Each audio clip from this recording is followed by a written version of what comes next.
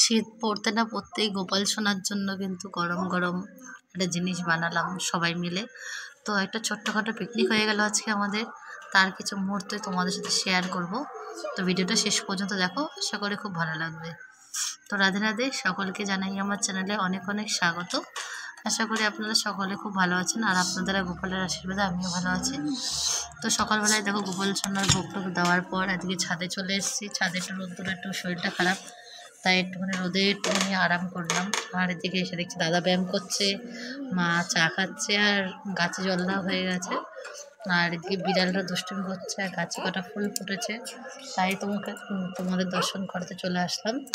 আর গাছে যে কত সুন্দর সুন্দর ফুল ফোটে আমাদের, এই শীতকাল পড়েছে মানে অনেক সুন্দর সুন্দর ফুল ফুটবে। কিন্তু তারপরেও দেখছি যে এখন অনেকটাই কুড়ি এসছে সব জায়গায় গাছে, এখনও ফোটা স্টার্ট হয়নি। তো যাই হোক, তারপর আমি চলে আসলাম নিচে, আর গোপাল সোনাকে একটু নিমকি ভোগ লাগিয়ে দিয়েছিলাম। শরীরটা ভীষণই খারাপ, তো গুরু বন্ধু বাড়িতে সকালে দরকার ছিল, একটু গেছিলাম। আর আমি গিয়ে দেখছি যে ওরা নিজেরা পিকনিক চলছে ওদের। তো ওরা রান্নাবান্না চলছে। আর আমাদের সন্ধ্যাবেলায় আবার মোমো খাওয়ার পিকনিক আছে। ওদের বাড়িতে কয়েকজন আসবে, সেবা নেবে, এখানে প্রসাদ পাবে, তাই জন্য আয়োজন চলছে। আমাকেও বলেছিল, কিন্তু আমার তো শরীর খুব খারাপ, তো আমি আর যেতে পারিনি। আর তারপরে জানো তো আজকের সেই যে এক মাস নিমসা মাস হলো না, তো ওই কীর্তন এসছে। আর এই দেখো ওরা কত আনন্দ করছে। আর অনেক লোক আছে, কিন্তু সব বাইরে দাঁড়িয়েছে, রাস্তার উপর আমরা দেখা যাচ্ছে না।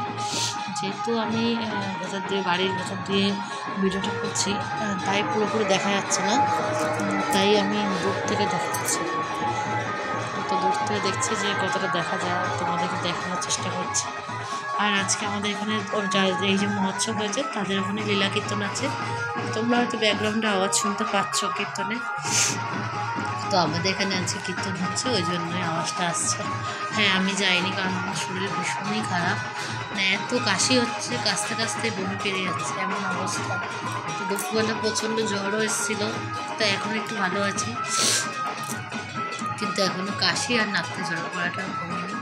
আর গা হাত পা ভীষণ পরিমাণে দুর্বল হয়ে গেছে, মানে এত দুর্বল হয়ে গেছে যে আমি রান্নাবান্না ভালোভাবে করতে পারিনি। তো আজকে গোপাল সোনার জন্য খালি একটা তরকারি ভাত করেছি, যা আমি কোনোদিন করিনি। তো ওই জন্য আজকে পনির আলু দিয়ে রসা করেছি, আর অন্ন করেছি। তাই করতেই আমার জন্য দম আটকে যাচ্ছিলো, এত কষ্ট হচ্ছিলো।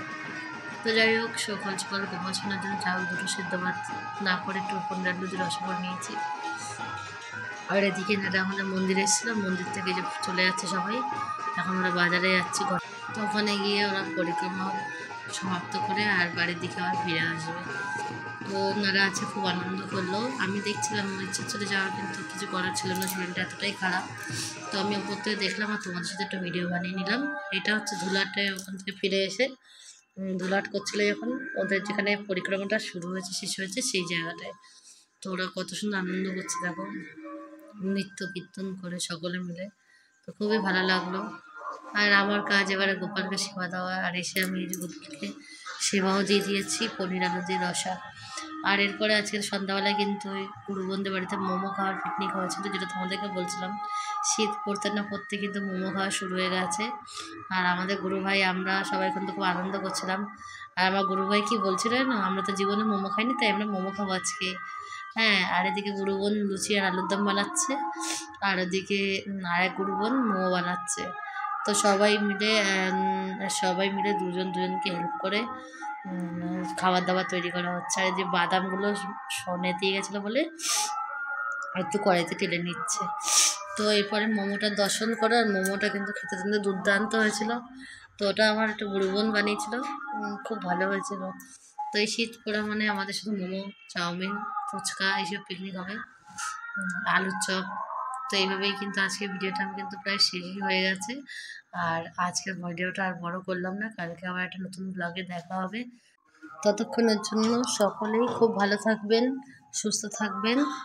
শুভরাত্রি, জয় শ্রীরাম, সকলেই ভালো থাকবেন। রাধে রাধে।